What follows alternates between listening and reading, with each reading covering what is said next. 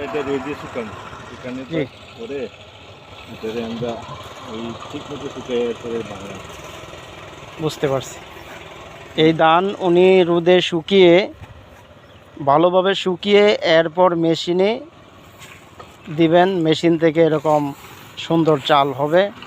ওনার জন্য দোয়া করবেন সবাই। আমি একটা ওই ব্রয়লারের একটা খামার করার আমার ইচ্ছা আছে, জানি এটা কাজ আমি গোর করার লাগে চেষ্টা করতেছি। কোম্পানির সাথে অলরেডি কথা হয়েছে। ওরা বলছে যে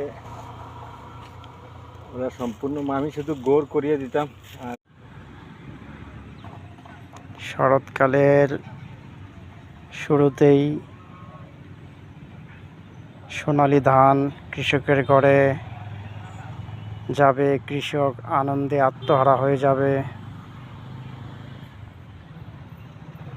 এটাই বাংলাদেশের প্রকৃতি, এটাই সবুজ শ্যামল বাংলাদেশ, কৃষিপ্রধান দেশ।